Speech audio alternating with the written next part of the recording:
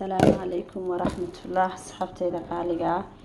أديات باني دين سلام يا دمانتين دليا دبد ملك استاد كل شوكتين وعيدين سلام يا وما ببكر ومرك ليدن كسون نقطي ما أنتو حندمنينا عن شر الصومالي مطبخها أي كشيدان تايا للصعود مطبخ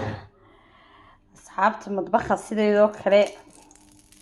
هي مطبخ أيا واتسانا ولا لهي خالقة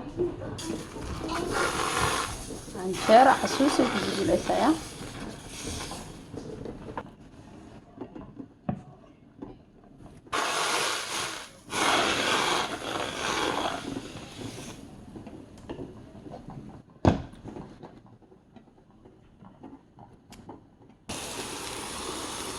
waxaan rajeynayaa inaan saanigu caafimaad qaba idinku soo noqday idinkuna aad u caafimaad qabteen insha Allah billahi kariim asxaabay madbaxay ka shidan tahay asxaabta ku xiran maabi bokor anjeer Soomaali baan maanta sameynaynaa hadduu Ilaahay noo ogolaado insha Allah billahi kariim aad baan idin salaamay asxaabtayda qaaliga mar labaad babyigeygi baa ka dhaxadlay cafan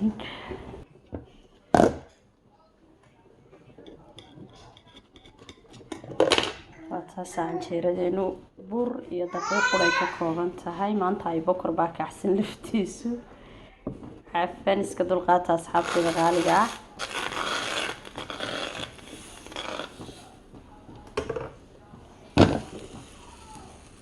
sani ku soo baxaysa qurux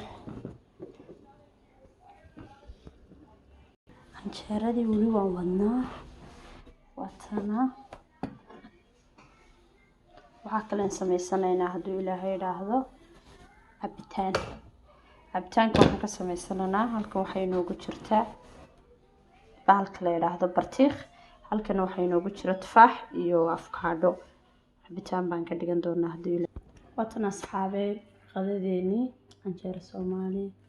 dhinac walba saas bay ugu qurux badan tahay maasha Allah liin macaan iyo musba halkan inoo yaala cabitaankeeni waa kan sidan inoogu soo baxay maasha Allah tabarakallah waa kan cabitaankeeni sidan inoogu soo baxay waa taasaasaa ula socdaa saas bay ku soo baxday qadadii aad baan idin salaamay asxaabtayda qaaliga ku xiran janankeyga maabi bokor intaan isku soo noqon doona insha Allah mar kale aad baan idin salaamaya asxaabta YouTube-kayga ku xiran subscribe-ta like-ta iyo share-ta comment-iga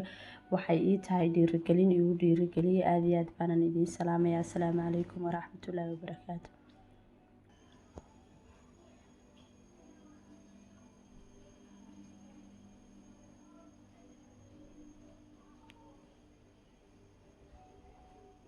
waa kana suqaarkeena